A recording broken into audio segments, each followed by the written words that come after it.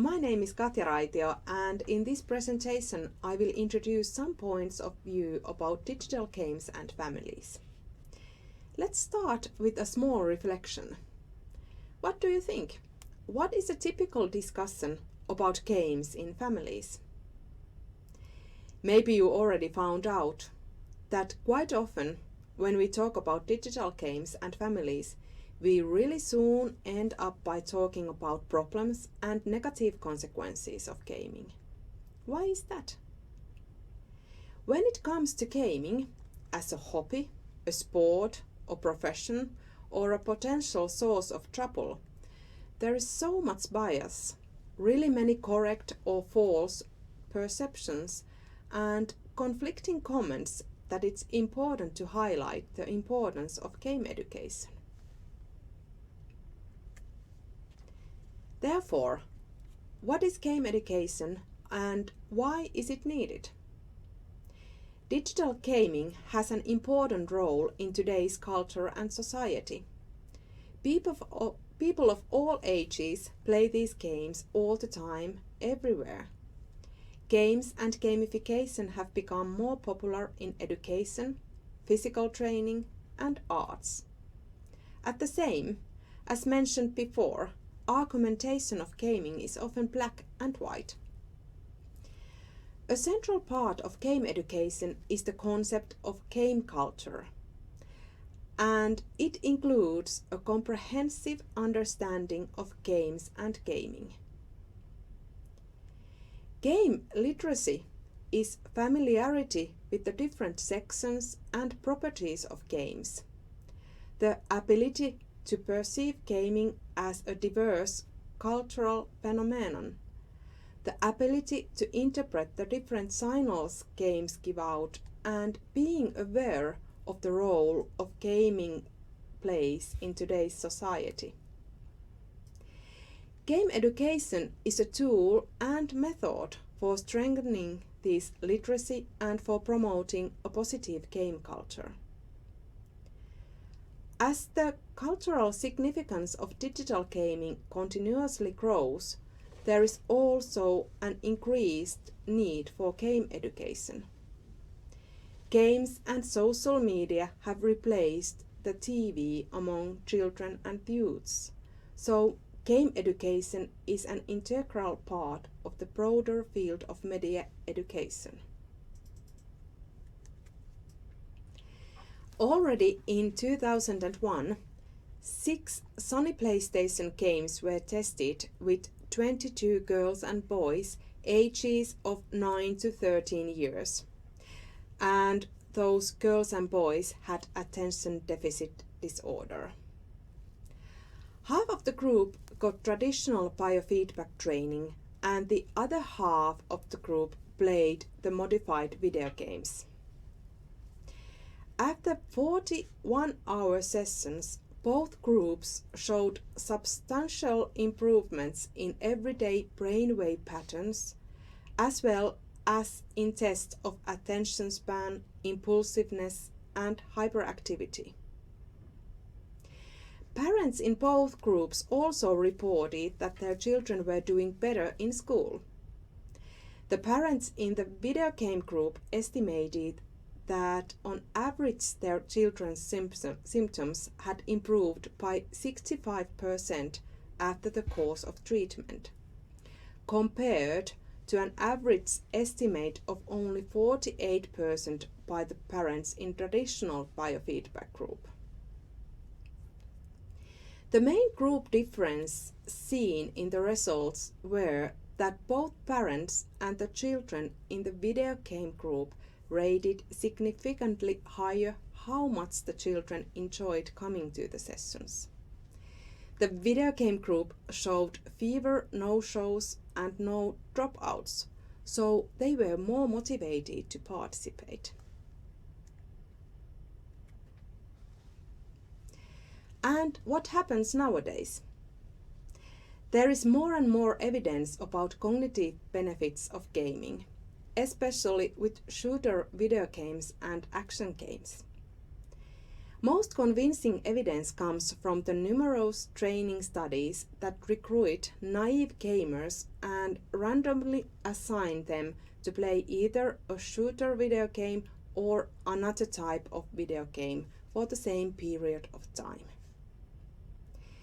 Compared to control participants, those in the shooter video game condition show faster and more accurate attention allocation, higher spatial resolution in visual processing, and enhanced mental rotation ability. Play and games develop a young person's social and functional skills, and thereby prepare a person for different situations and activities in the growing. By playing and incorporating rules, a child learns how to interact with others, how to function within a group, and how to communicate and negotiate rules and practices within the group. Play and games work as tools for self-expression and help piece together what activities are allowed by the surrounding norms, to understand how the rules are formed and what the consequences are if you break rules. At the same time, it develops motor functions as well as visual and perceptive skills. As society has become more and more digitalized, play and games have become part of this digital dimension. Playing in this digital environment teaches children how to function in a digital environment later on, when studying or in working life. However, for some, games cause varying harmful effects. There might be headaches, neck and shoulder problems, sleep problems, reduced control of everyday life, and diminishing of life outside the game world. Many of these effects are temporary and can be solved with practical procedures. Have a break, let's go out, have a better chair, and so on. For parents and healthcare professionals, it is important to be able to separate small gaming-related harmful side effects from actual problematic gaming. There are no established practices for identifying or defining digital gaming problems because there has not been sufficient research evidence available. In international studies, the problems caused by digital games vary a lot depending on the target group of the study and how problematic gaming is defined. When talking about problematic gaming, the discussion is often centered around time and how it is used. 4 hours of regular and continuous gaming a day is often considered a risk threshold, but it's impossible to define exact limits for problematic gaming. Use of time as an indicator of addiction is based on the idea that the gamer is missing something essential and important because of the gaming. It is important to remember that individual gamers differ from one another greatly. For that reason, it is more important to examine how well the individual is in control of his or her gaming. According to studies, gaming can be considered problematic when it begins to complicate the gamer's life, such as relationships, studies, health, or finances, and when cutting back is difficult despite the harmful effects. In children's and young people's gaming, the essential factor is how it affects both their current well-being and future opportunities. But it is not just the gaming. Problems with digital gaming are often part of a larger set of problems, and they can be caused by a variety of challenges related to emotional and social well-being.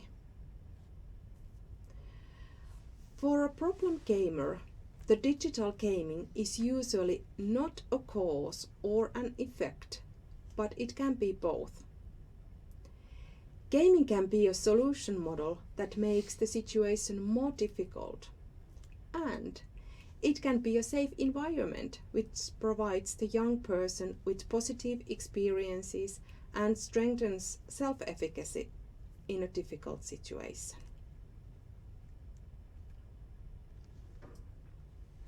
So, what to take into consideration as parents? Being a game educator does not require broad or detailed knowledge of games or game culture, and perhaps not even a great interest in the subject.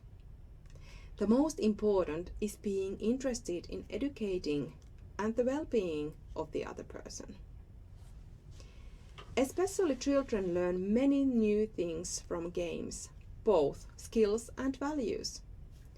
By being interested, being present and discussing, the parent can influence how this new information is processed.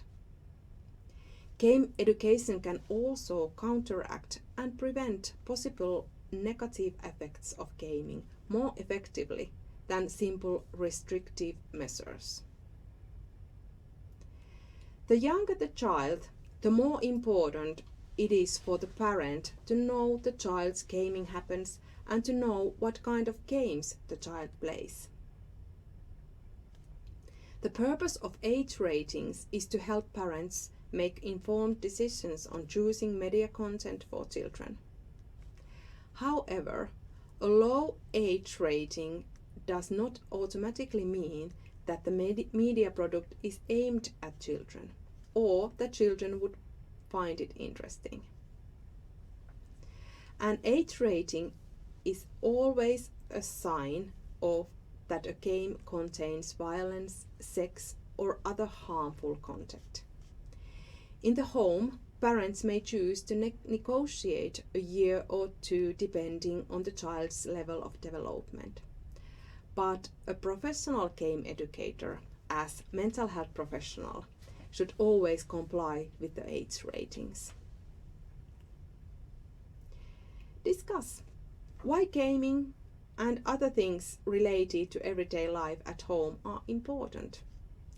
Gaming should not interfere with other duties or tasks like schoolwork, but it should be appreciated as a hobby, just like all the other hobbies.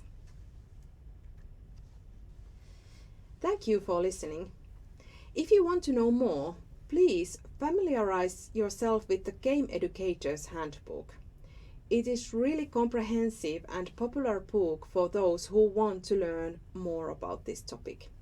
It was also the main source of this presentation.